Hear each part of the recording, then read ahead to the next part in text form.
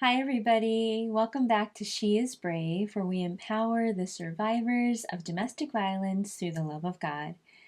I wanted to share a quick thought with you tonight from the book of Lamentations.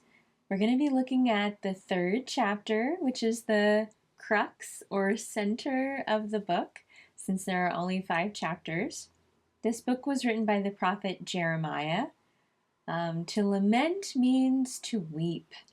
And maybe some of you have been there. And maybe some of you need to weep more.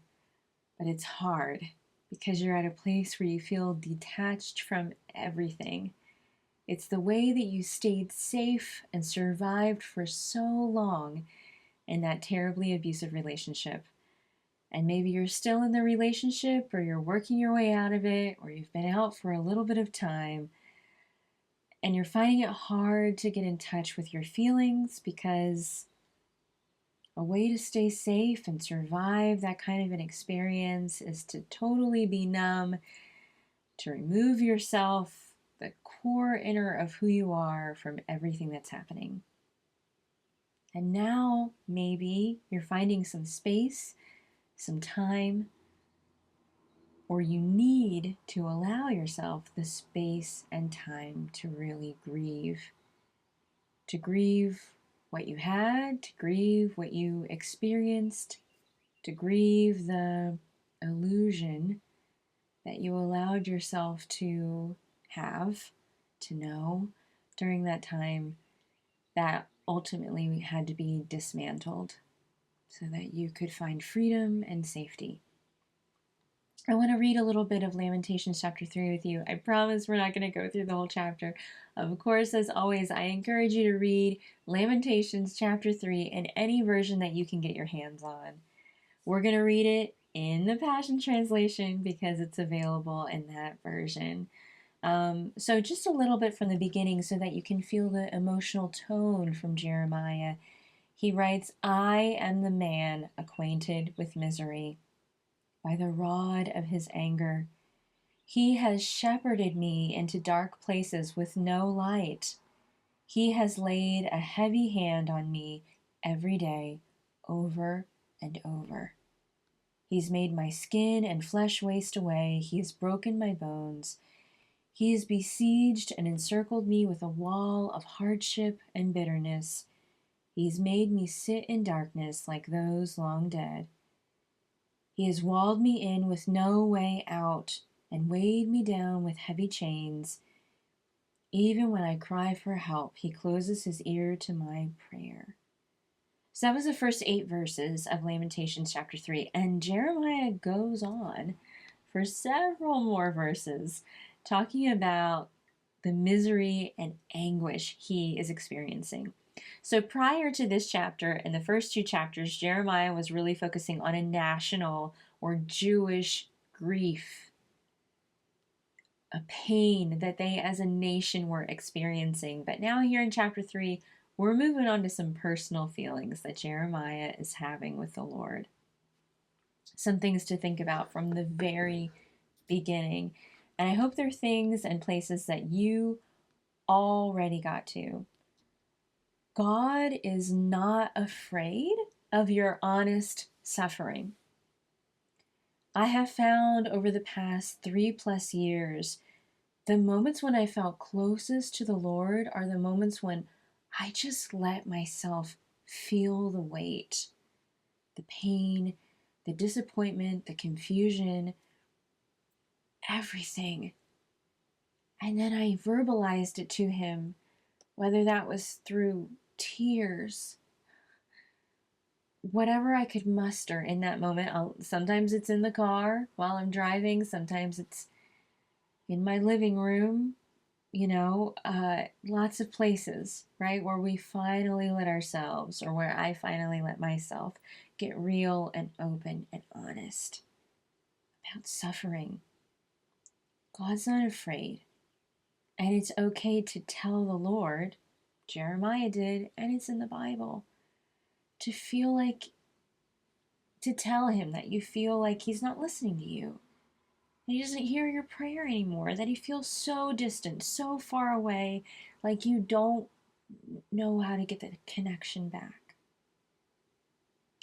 The wonderful thing about Jeremiah and what he's doing in this chapter, which is what David and other psalmists did in the book of Psalms, is, and Job, right? And Job's one that we'll need to get to soon too. They feel distant. They feel totally disconnected from the Lord. They feel like every prayer is falling on deaf ears. They feel like God is giving them no response. They haven't heard a word from the Lord.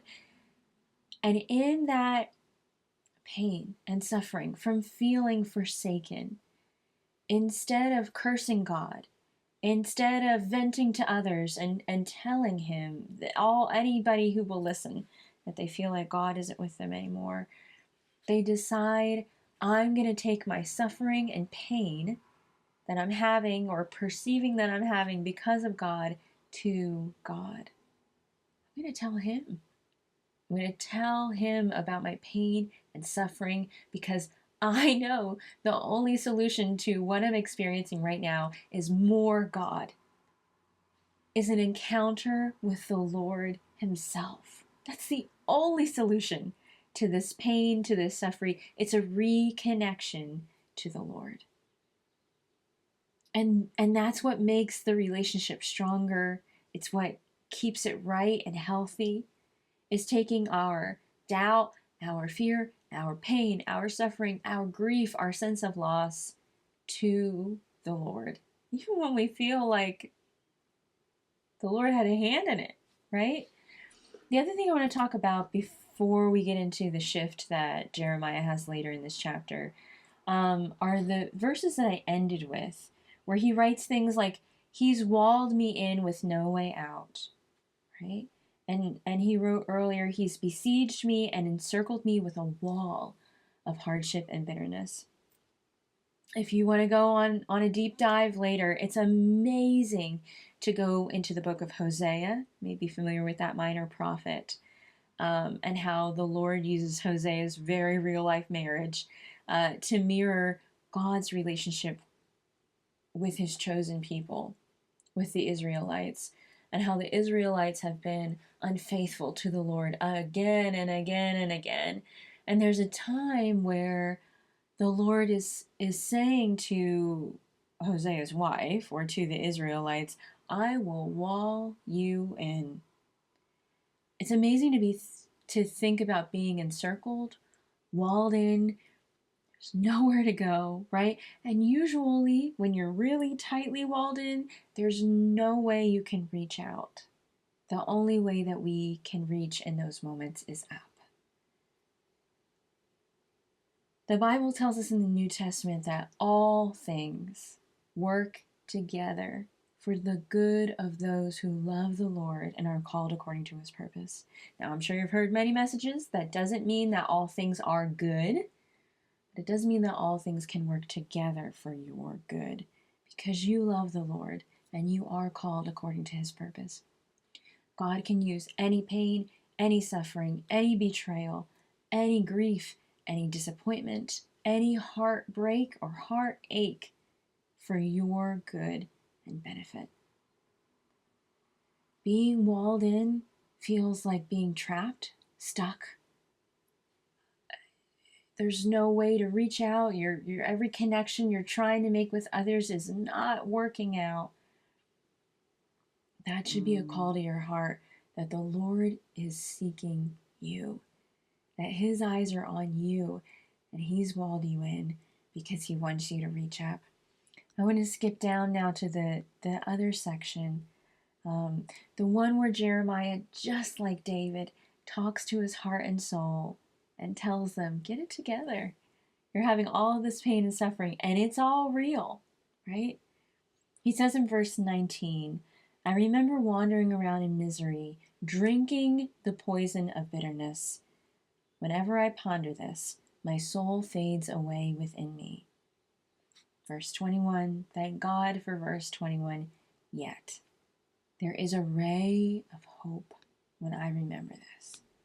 Yahweh's tender mercies have no end, and the kindness of his endless love is never exhausted.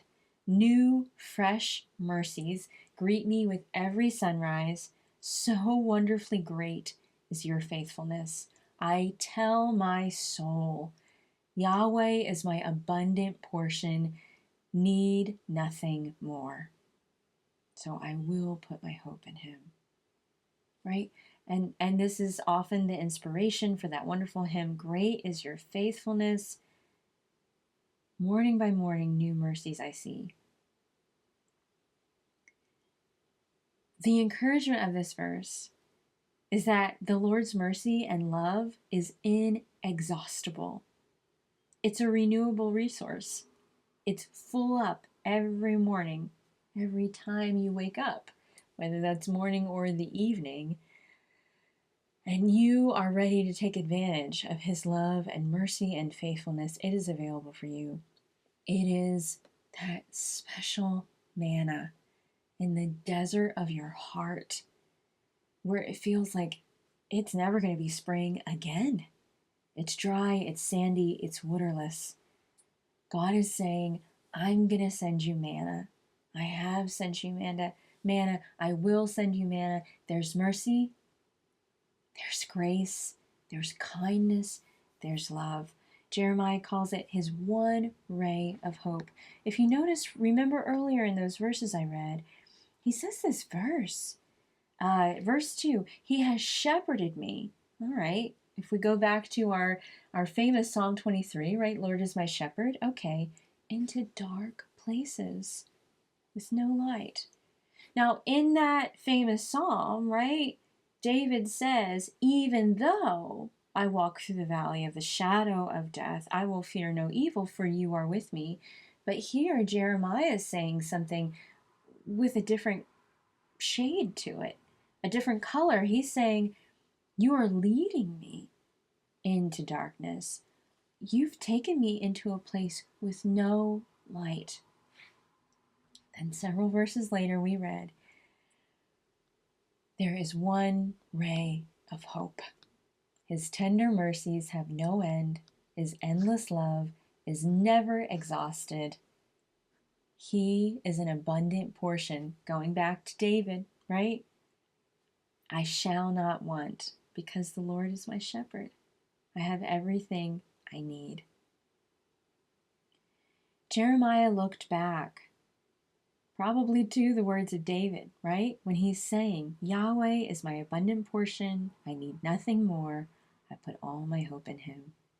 And he's allowing himself to be built up and encouraged by the Psalms in this time when he said, just a few verses, I am acquainted with misery. I feel like the Lord's heavy hand is upon me over and over again.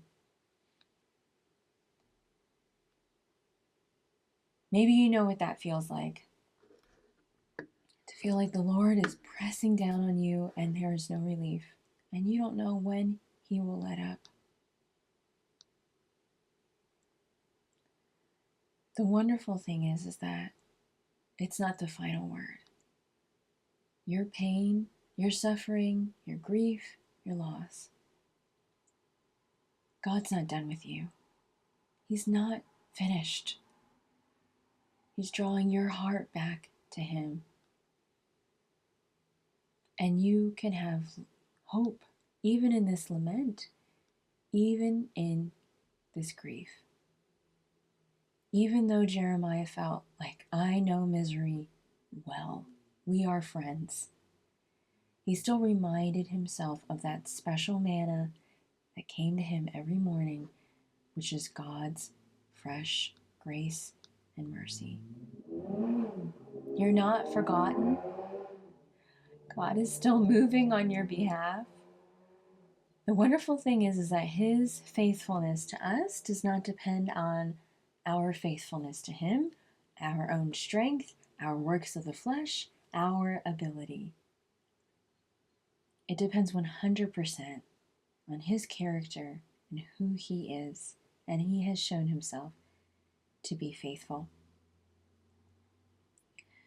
I would ask you today, well, one, to read Lamentations 3, maybe go and read the book of Hosea, that's pretty short also, to read the 23rd Psalm, to bring those passages before the Lord and say, what does this mean for me, whatever stage of grief, loss, misery, heartache, heartbreak you find yourself in. I would also ask you to ask the Lord in your honest bringing of your suffering to Him, to still ask the Lord to call to mind times when you have experienced His mercy so that you can tell your own soul, like Jeremiah and David did so many times, that they can remember what God's done for them and you in the past, to encourage yourself, He will do it again. Ask the Lord to show you some kind of small sign, any sign that you are not forgotten. I know that He will, because I ask the Lord for that all the time. When I'm in a tough season, a tough place, I don't feel seen or known, I ask the Lord, could I have a hug today? Could I have a wink from you, Lord, that I'm on your radar, that I matter to you? I promise you, He has always found a small way to show me that I am not forgotten. Even in the burned down ashes of your life that you may be sitting in the middle of, or a place where you feel that walled in, trapped, stuck experience, you are not forgotten. God's not done with you. Your pain is not a sign that anything is finished, because His mercy begins again every single morning. It's fresh and waiting for you. I hope that you can open your heart to become more aware of all the grace, kindness, mercy, and love that is just available to you. I hope that you feel just your cup running over, right? So that you can echo this prophet and David to say, I have all that I need. That's my prayer for you today. That you, like David and Jeremiah, would say, Yahweh is my abundant portion. I need nothing more. I promise, if you put your hope in Him, you will find He is more than enough.